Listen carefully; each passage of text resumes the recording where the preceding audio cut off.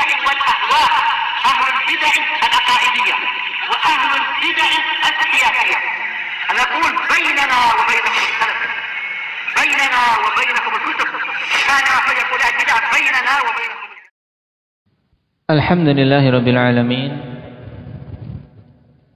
والصلاة والسلام على المبعوث رحمة للعالمين وعلى آله وأصحابه ومن تبعهم بإحسان إلى يوم الدين. أما بعد. Pertemuan yang lalu, ikhwani fillah, kita telah mengambil pembahasan tentang salah satu dari ibadah yang dicontohkan oleh Syekh Muhammad bin Abdul Wahhab rahimahullahu ta'ala, yaitu ad-du'a. Yang doa ini memiliki kedudukan sangat penting dalam kehidupan seorang muslim. Dan setelah kita bahas sebab-sebab terkabulnya doa, demikian pula sebab-sebab tertolaknya doa. Pembahasan terakhir kemarin berhubungan dengan sebab-sebab tertolaknya doa apa saja. Indak ya Aba Yusuf.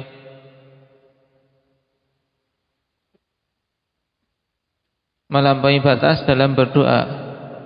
Maksud dari melampaui batas dalam berdoa itu bentuknya bagaimana?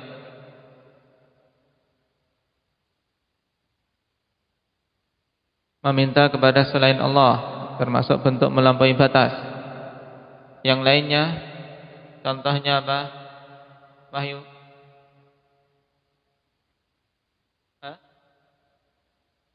Lah, masih untuk perkara melampaui batas dalam berdoa.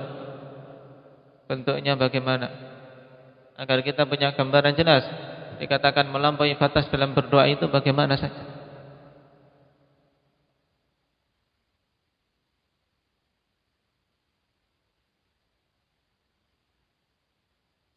Meminta perkara-perkara yang haram misalnya. Nah, atau hal-hal yang menjuruskan kepada keharaman. Ini termasuk tidak dalam doa melampaui batas. Nah, juga bentuk yang lain apa? Zakaria.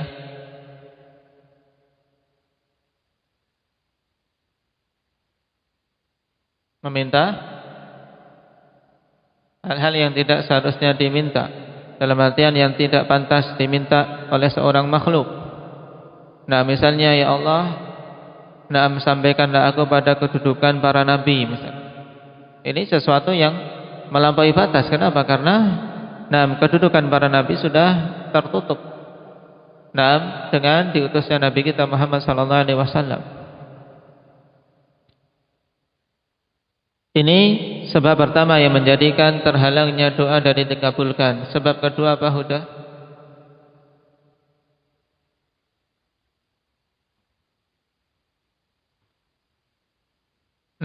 Memakan dari makanan-makanan yang haram. Ini sebab tertolaknya doa juga. Dalilnya apa? Sudah hafal?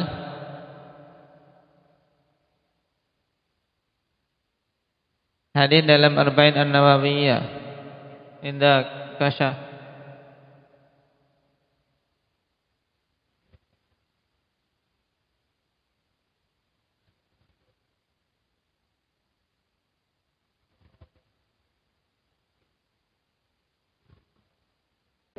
Di mana Rasul sallallahu alaihi wasallam menyebutkan tentang ar-rajul yutilus safar yamuddu yadayhi ila sama faqala ya Rabb ya Rabb. Wa mat'amuhu haram wa mashrabuhu haram wa malbasuhu haram wa nuqdiya bil haram fa anna yustajabu lahu. Hadis siapa ini? Man sahabiyuhu wa man akhrajah indak Nabil? Abu Hurairah. Rawahu Muslim. Indak ya Muhammad, betul atau tidak?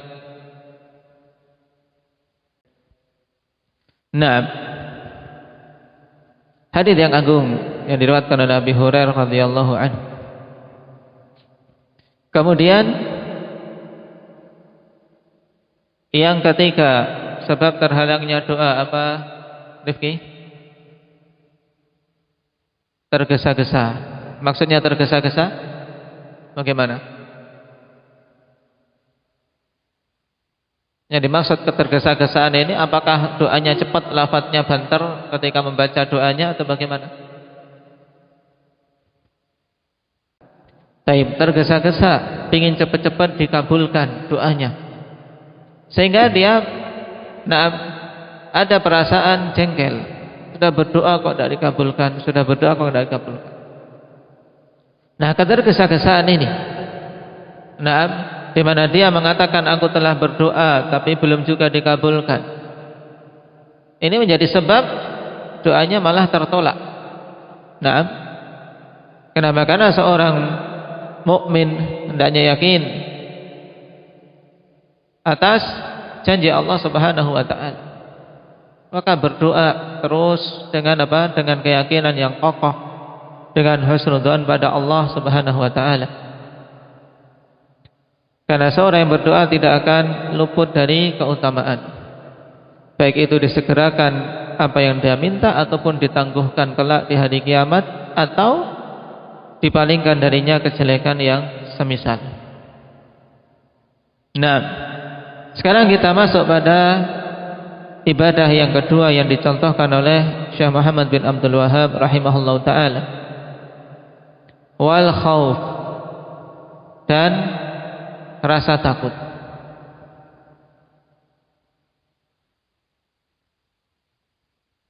Disebutkannya ibadah ini yang merupakan ibadah hati. Demikian pula beberapa ibadah yang lain setelahnya, ikhwan. Dikarenakan ibadah hati secara umum lebih utama daripada ibadah-ibadah anggota badan. Oleh karena itulah dikedepankan.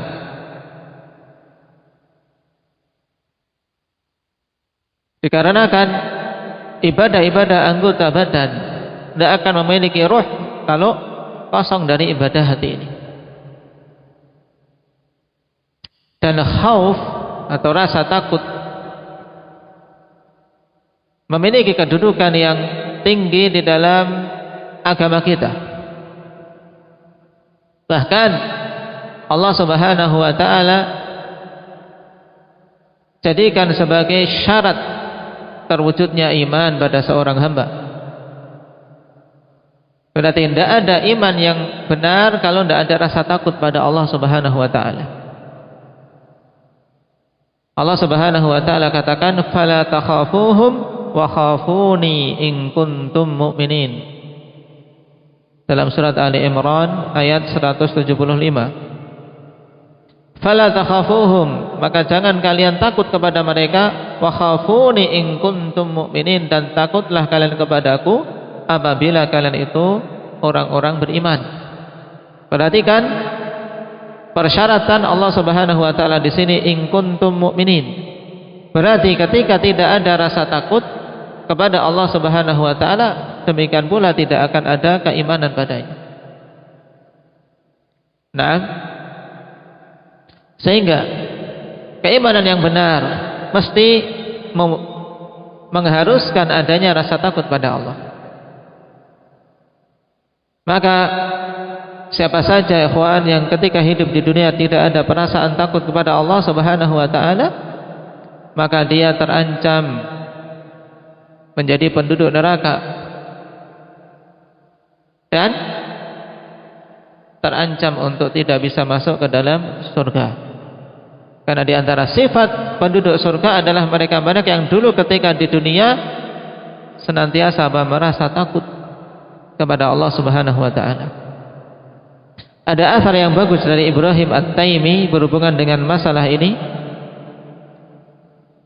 Disebutkan dalam Sifatus Safwah jilid yang ketiga halaman 91. Qala Ibrahim At-Taimi rahimahullah, "Yambaghi liman la yahzanu an yakhafa an yakuna min ahli an-nar li'anna ahlal jannati qalu alhamdulillahilladzi adhhaba 'anna al-hazan. Wa yanbaghi liman la yushfiqu an yakhafa an la yakuna min ahlil jannah li'annahum qalu inna kunna qablu fi ahlina musyfiqin.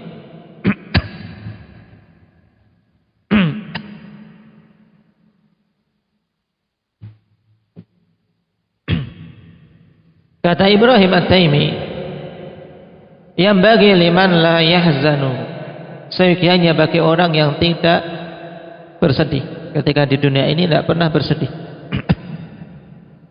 tidak tertimpa sesuatu yang membuat dia sedih. Nah, orang yang tidak tertimpa ini sama sekali di dunia, ayyakhafa ayyakuna min ahlin nar, hendaknya dia merasa khawatir kalau dia itu menjadi penduduk neraka. Kenapa, ikhwan? Dikarenakan li'anna ahlal jannati qalu alhamdulillahilladzi adhhaba 'anna al-hasad. Dikarenakan penduduk surga mereka mengatakan segala puji bagi Allah yang telah menghilangkan dari kami kesedihan-kesedihan. Berarti dunia itu memang tempat apa? Tempat ya kita tertimpa kesedihan-kesedihan. Kalau di dunia tidak pernah bersedih, nggak pernah tertimpa musibah yang membuat dia sedih, maka khawatir malah dia menjadi penduduk neraka. Kenapa? Karena penduduk surga mereka mengatakan segala puji bagi Allah yang telah menghilangkan dari kami kesedihan. Telah lulus ujian-ujian di dunia.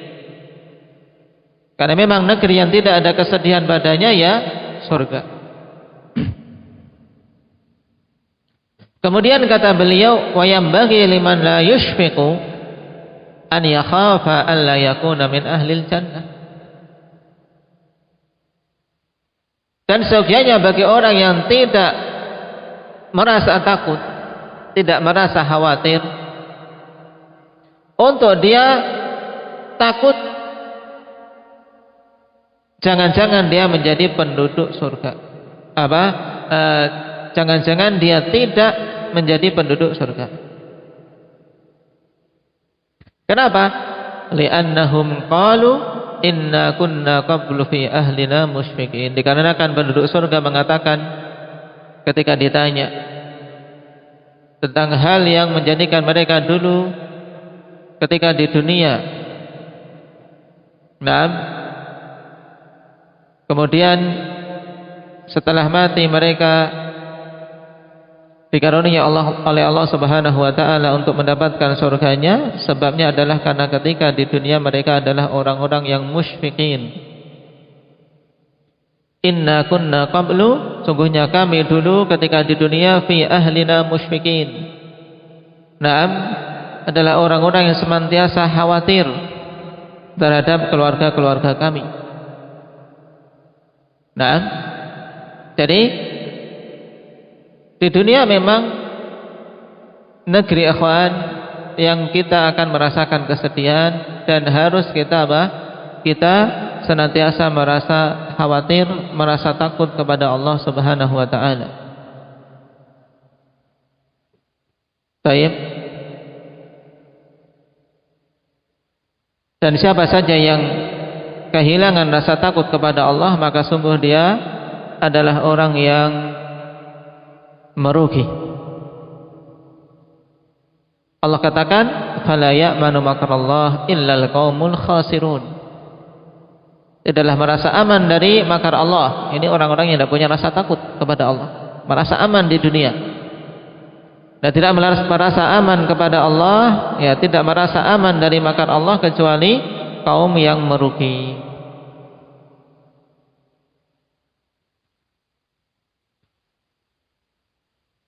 Ini hal pertama yang menunjukkan tingginya kedudukan khauf di dalam agama ini. Kenapa?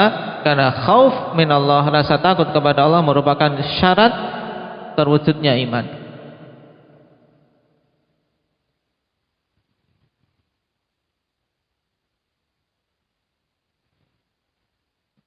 Kemudian yang kedua yang menunjukkan tingginya kedudukan ibadah ini dikarenakan Allah Subhanahu wa taala puji para nabinya dan wali-walinya dengan adanya rasa takut pada mereka. Sebagaimana dalam ayat di surat Al-Anbiya yang ke-90, innahum kanu yusari'una fil khairat wa yad'unana raghaban wa rahaba. Sungguhnya mereka para anbiya adalah orang-orang yang bersegera di dalam kebaikan dan mereka berdoa kepada kami dalam keadaan penuh harap dan penuh khawatir. Nah, Allah memuji. Di antara sifat yang dipuji pada mereka karena mereka apa? Dalam berdoa, dalam beribadah kepada Allah dipenuhi rasa takut kepada Allah Subhanahu wa taala.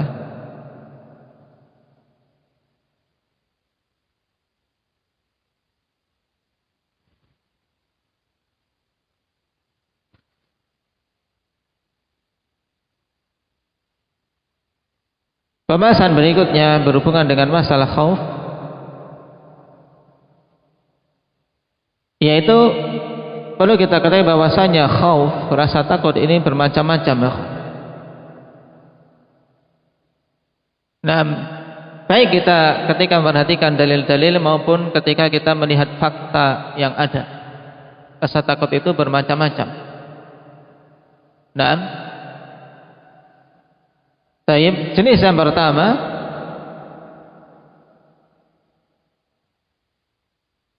al-khauf al-wajib, rasa takut yang sifatnya wajib.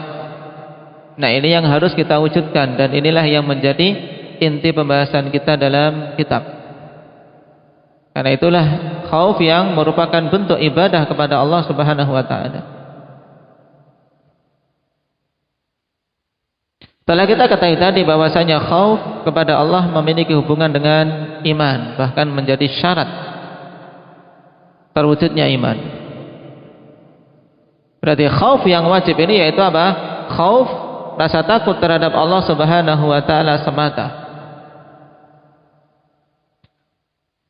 Apabila hilang rasa takut kepada Allah, maka akan hilang juga keimanan. Allah telah perintahkan secara tegas dalam beberapa ayat di dalam kitabnya untuk hanya takut kepadanya. Di antaranya firman Allah Subhanahu wa taala di surat Al-Baqarah ayat 40, wa iyaya farhabun.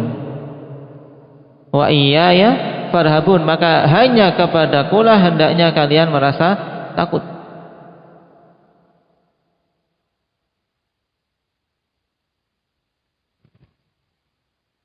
Dan juga ayat yang disebutkan di awal tadi, fala takhafuhum wa khafuni in kuntum mu'minin.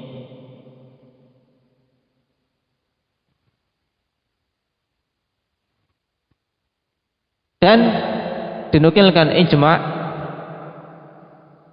tentang wajibnya rasa takut ini akhwani fillah untuk ada pada diri setiap mukmin. Dikatakan oleh Ibnu Battah rahimahullahu taala, dalam Asy-Syarh wal Ibanah, ajma'atil ulama la khilafa bainahum anna Allah qad iftarada 'alal khalqi al-khaufa war raja. Ajma'atil ulama, para ulama telah berijma'. La khilafa bainahum, tidak ada perselisihan di antara mereka. Anna Allah azza wa jal qad iftarada 'alal khalqi, bahwasanya Allah Subhanahu wa taala telah mewajibkan atas para makhluk al-khaufa war rajaa, rasa takut dan rasa harap. Ini wajib harus ada pada para makhluk, yaitu rasa takut dan rasa harap. Wa annahu da'a ibadahu ilaihi fir raghbati war rahbah, dan bahwasanya Allah Subhanahu wa taala menyeru hamba-hambanya kepadanya dengan apa? Dengan raghbah dan rahbah. dengan rasa haram dan rasa takut. Jadi tidak ada khilaf tentang wajibnya. Harus ada pada diri kita itu rasa haram dan rasa takut. Nah, sekarang kadar rasa takut yang wajib itu bagaimana? Baik. Kadar rasa takut yang wajib ikhwani fillah yaitu rasa takut yang menghalangi diri-diri kita dari keharaman-keharaman yang Allah Subhanahu wa taala tetapkan.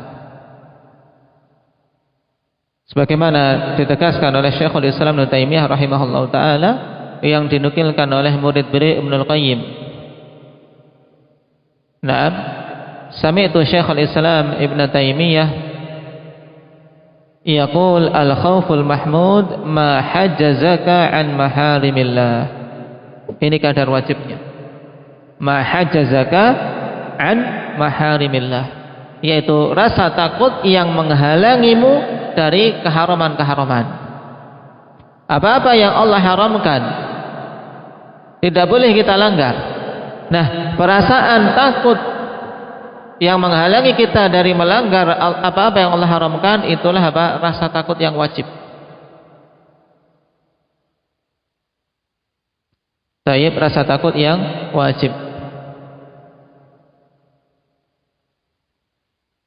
Kemudian jenis yang kedua ikhwani fillah al-khauful mustahab. Khauf yang sifatnya mustahab, yaitu rasa takut yang membawa seorang hamba untuk bersemangat dalam menjalankan amalan-amalan sunnah dan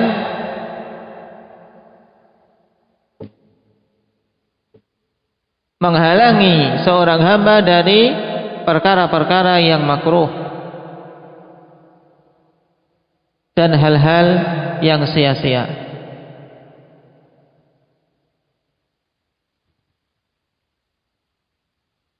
Ini yang mustahab.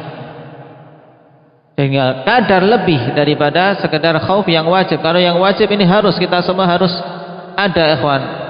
Yaitu apa? Rasa takut yang menghalangi kita dari apa? Berbuat keharaman. Itu intinya. Kalau kemudian naik rasa takut itu sehingga apa? Menghalangi kita dari berbuat yang makruh dan mendorong kita untuk melakukan yang sunnah-sunnah. Nah, ini masuk pada khauf yang sifatnya mustahab.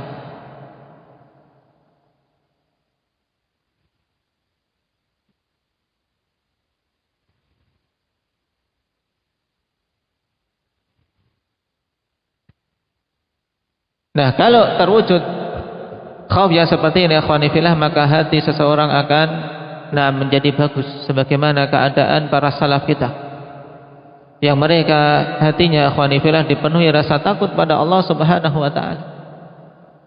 Naam. Berbeda dengan hati-hati orang munafik dan hati orang-orang kafir. Lihat Abu Bakar As-Siddiq radhiyallahu anhu. Di antara kalimat yang diriwayatkan dari beliau yaitu ya laitani syajaratun tu'dad thumma tu'kal. Oh, seandainya aku ini adalah suatu pohon yang dicabut kemudian dimakan. Dalam artian karena begitu khawatirnya dengan hari pertanggungjawaban kelak. Nah, sehingga kapan saja rasa takut ini hilang dari hati-hati seorang hamba, maka hati itu akan rusak. Sebagaimana dikatakan oleh Sulaiman Ad-Darani yang dikutip oleh Ibnul Qayyim dalam Madarijus Salikin, ma faraqal khaufa qalban ma faraqal khaufu qalban illa kharib. Ma faraqal khaufu qalban illa kharib. Tidaklah rasa takut itu meninggalkan suatu hati kecuali hati itu akan rusak. Jelas ya kawan, kalau rasa takut sudah tidak ada, keharaman akan dia terjang. Berawal dari yang makruh, dia terbiasa dengan yang makruh, kemudian akan naik terbiasa dengan yang haram. Terus, karena kalau hati sudah menyimpang akan terus-menerus menyimpang. Falamma zaghu azaghallahu qulubahum. Makanya memperbesar rasa takut merupakan perkara yang menjadi salah satu tujuan seseorang mempelajari agama Allah Subhanahu wa taala. Yang nanti akan kita pelajari hal-hal yang mendorong untuk seseorang semakin tumbuh rasa takutnya pada Allah Subhanahu wa taala. Nah, dua jenis rasa takut ini, al-khauful wajib dan al-khauful mustahab, yang dikatakan oleh sebagian ulama sebagai apa? Al-khauful ibadah. Yaitu khauf ibadah, ya, khauf yang merupakan bentuk ibadah. Nah, bentuk khauf yang merupakan ibadah ini ada yang sifatnya wajib, ada yang sifatnya sunnah tadi. Mencakup apa saja?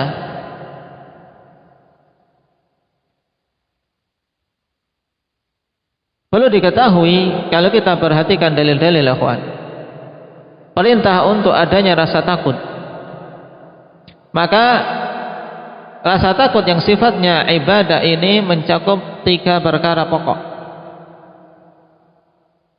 Yang pertama adalah khauf maqamillah, takut terhadap keagungan Allah Subhanahu wa taala. Sebagaimana dalam ayat, ma lakum la tarjuna lillahi waqara. Ma lakum la tarjuna lillahi waqara. Kenapa kalian tidak ada rasa takut kepada Allah, kepada keagungan Allah Subhanahu wa taala? Ini makna dari ayat. Malakum la takhafuna lillahi 'azamatan. Ya, kenapa kalian tidak takut kepada Allah Subhanahu wa taala, zat yang maha agung? Jadi, rasa takut kepada Allah ini mencakup perkara yang pertama adalah apa? Takut kepada keagungan Allah Subhanahu wa taala. Taib. Dan juga sebagian ulama menafsirkan ayat ini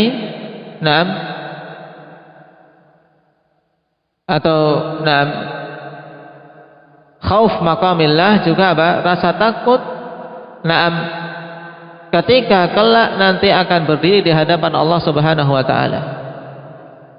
Jadi jenis perkara pertama ini mencakup rasa takut kepada keagungan Allah, juga rasa takut kelak ketika kita berdiri di hadapan Allah Subhanahu wa taala. Waliman khafa maqama rabbih jannatan. Bagi orang-orang yang takut kepada keagungan Allah, mereka akan mendapatkan 2 surga. Ini makna pertama. Makna kedua, bagi orang-orang yang takut ketika kelak nanti berdiri di hadapan Allah untuk mempertanggungjawabkan amalan-amalannya, mereka akan mendapatkan 2 surga. Ini yang pertama. Apa tadi? Khauf maqamillah, takut terhadap kedudukan, terhadap keagungan Allah Subhanahu wa taala, dan takut ketika kelak akan berdiri di hadapan Allah Subhanahu wa taala mempertanggungjawabkan amalan-amalannya. Perkara kedua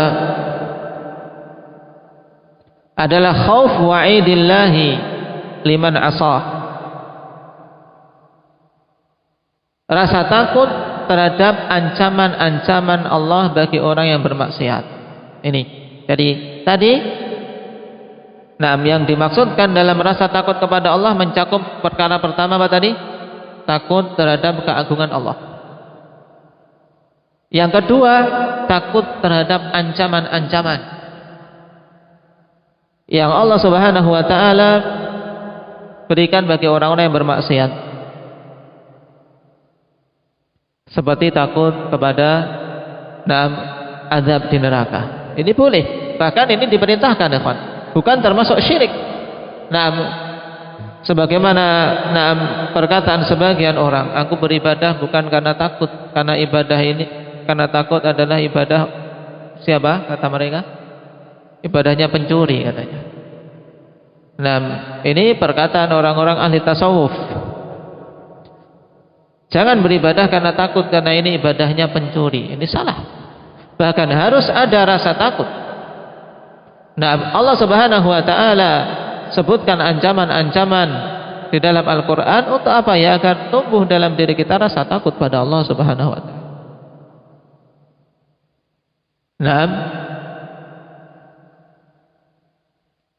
Allah Subhanahu wa taala katakan tentang nabinya, inni akhafu in asaitu rabbi adzab yaumin azim. Sungguhnya aku takut apabila aku bermaksiat kepada Rabbku akan mendapatkan azab pada hari yang agung, yaitu hari kiamat kelak. Lihat, ini utusan Allah Subhanahu wa taala. Jadi di antara bentuk takut kepada Allah adalah takut terhadap apa? Ancaman-ancaman Allah Subhanahu wa taala.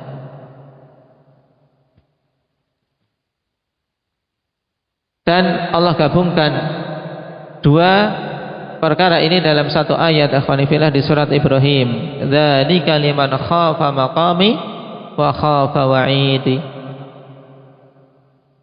Yang demikian itu, yaitu orang-orang yang mendapatkan surga adalah apa?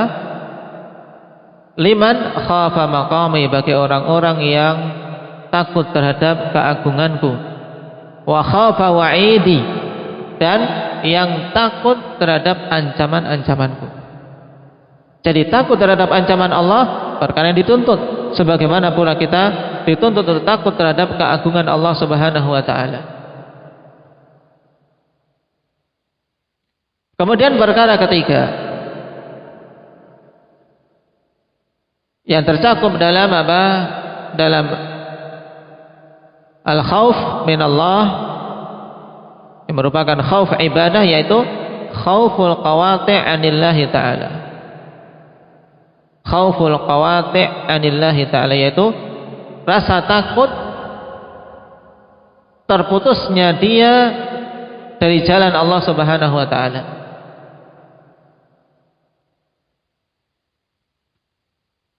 Karena kita hidup, ikhwani fillah, dituntut untuk berjalan di atas siratal mustaqim. Maka di antara hal yang hendaknya kita merasa takut darinya adalah takut apa? Terpalingkan dari jalan yang lurus itu. Ini juga termasuk rasa takut yang sifatnya ibadah. Atau dengan istilah lain, rasa takut tersimpangkan dari jalan istiqamah.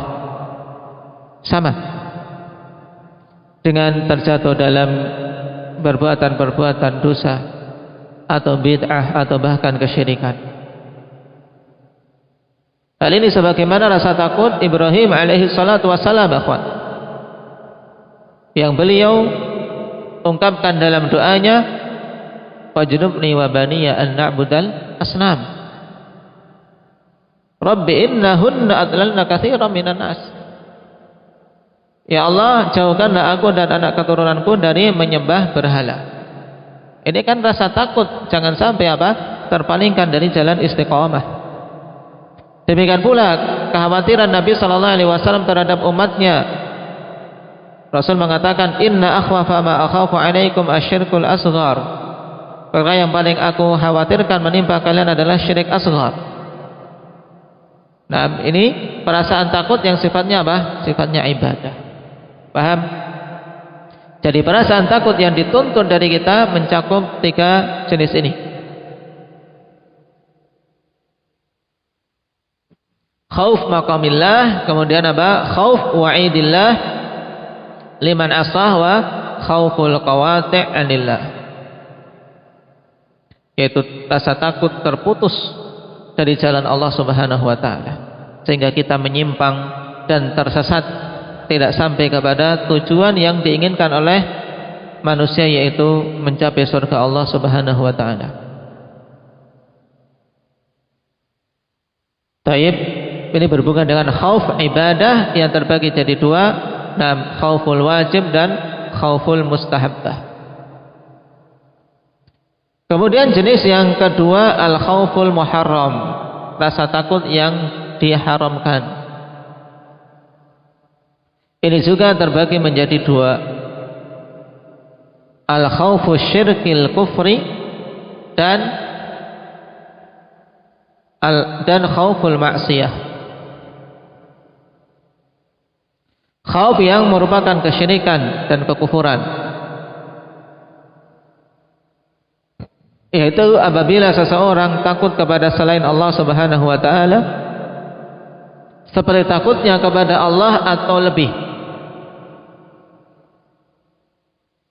sebagaimana ketakutan orang-orang musyrikin terhadap berhala-berhala mereka, sehingga mereka pun menakut-nakuti para anbiya dan rasul dengan itu.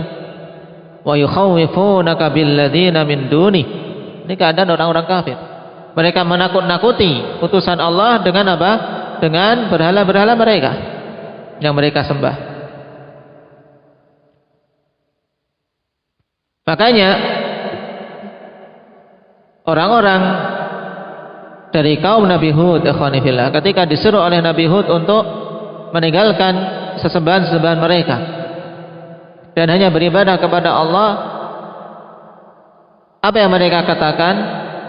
Mereka mengatakan, inna qulu illa taraka ba'du alihatina bisu. Tidaklah kami katakan kecuali bahwasanya telah menimpa engkau wahai Hud kegilaan, dikarenakan apa? Dikarenakan hukuman dari berhala-berhala kami yang kami sembah.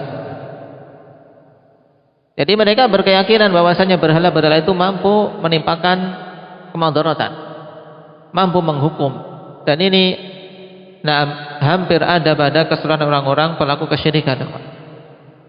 Makanya mereka dihantui rasa takut kalau apa? Tidak memberikan sesaji. Kalau tidak diberikan sesaji, takut tertimpa bala, takut tertimpa pagebluk, takut tertimpa musibah dan seterusnya. Nah, ini ketakutan yang sifatnya apa? Syirik. Dan tidak ada atau tidak boleh pada seorang muslim keyakinan seperti ini. Makanya Nabi Allah Hud tantang mereka. Karena ini tidak mungkin terjadi tanpa izin Allah Subhanahu wa taala tertimpanya seseorang kemudaratan. Maka Nabi Allah Hud menjawab, qala inni usyhidullah wa asyhadu anni bari'um mimma tusyrikuna min dunih faqiduni jami'an in thumma la tundirun. Faqiduni jami'an thumma la tundirun. Buatlah tipu daya untukku oleh kalian semua, kemudian lihat. Ya, jangan kalian tunggu. Ya, jangan kalian nunggu-nunggu, sudah cepat-cepat bikin makar. Aku tidak takut kepada kalian. Kenapa? Karena yakin dengan pertolongan Allah Subhanahu wa taala. Jadi orang-orang pelaku kesyirikan sudah ada rasa takut pada mereka, dan biasanya mereka menakut-nakuti yang lain dengan itu. Ketakutan mereka terhadap syaitan, terhadap para jin, terhadap berhala-berhala dan seterusnya. Juga di antara bukti yang menunjukkan khauf syirik ini, ikhwanifillah, yang ada pada seseorang biasanya terwujud misalnya ketika disebutkan Allah Subhanahu wa taala, tidak ada reaksi. Disuruh bersumpah dengan nama Allah mudah saja, wallahi, walaupun berdusta. Tapi gantian disuruh coba sekarang bersumpah dengan atas nama apa? Wali fulan, tidak berani, kecuali apa? Bersumpah dengan kebenaran. Ini sudah menunjukkan rasa takut yang syirik, ya, rasa takut syirik. Kenapa? Karena ketika disebutkan nama wali fulan, dia sudah tidak berani untuk bersumpah, kecuali apa? Kecuali benar.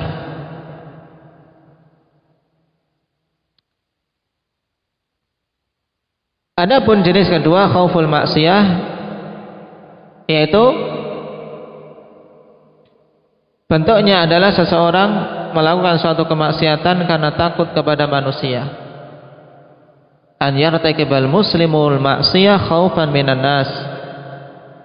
Ini juga masuk kategori khauf yang muharram, tidak ada keraguan padanya. Nah,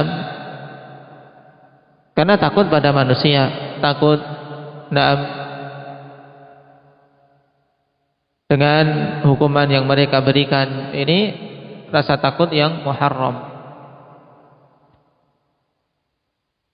Rasul sallallahu alaihi wasallam telah mengatakan, la yamna'anna ahadukum haibatan nas,